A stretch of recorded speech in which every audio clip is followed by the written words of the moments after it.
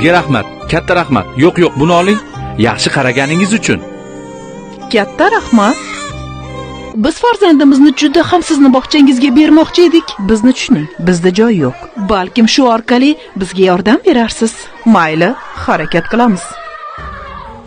Bizni farzandimiz aqlli, uning baholari faqat a'lo bo'lishi kerak. Bilasizmi, u yaxshi o'qimaydi. Xulqi ham qoniqarsiz. Bizni farzandimizni bahosi faqat a'lo bo'lishi kerak.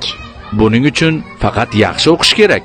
Balkim bu yordam berar yaxshi o'qishiga. Kechirasiz, bizda hamma bir xil. Buni oling, qabul qila olmayman. O'g'lim, yur boshqa maktabga. Biz sizning litseyingizda farzandimizni o'qishini juda ham xohlaymiz. Farzandimizning baholari yaxshi emas. Balkim buning uchun bu narsa yordam berar. Buni iloji bor albatta. Ukajon, bu qizil diplom uchun ozroq ekan. Tushuning buni. Men sizni yaxshi tushundim. Qanday yaxshi tushungan odam ekansiz. Biz yangi ko'p qavatli uylar qurdik. Sotuvga qo'yish uchun sizning imzoingiz yetishmayapti. Sizning uyingiz energetika talablariga umuman mos kelmaydi. Siz tushuning, bu mayda muammo. Hammasini hal qilamiz. O'ylab ko'ring, bu yerda qancha oilalar uylik bo'ladi axir. Bilasizmi?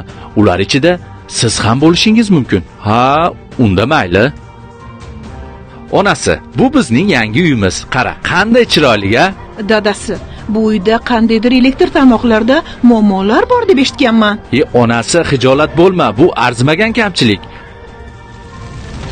Alo, yong'in xizmatimi? Uyim yonmoqda. Hamma yoq alanga, tezroq keling. Olov ichida qoldim. Doktor, menga yordam bering.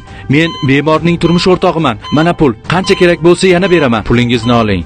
Bu yerda pul bilan hech narsani hal qilib bo'lmaydi. Bilingki, siz kimdandir pora olsangiz yoki pora bersangiz, qonunni buzish bilangina cheklanmay, o'zingiz va o'z yaqinlaringizni ham hayotiga zomin bo'lishingizni unutmang.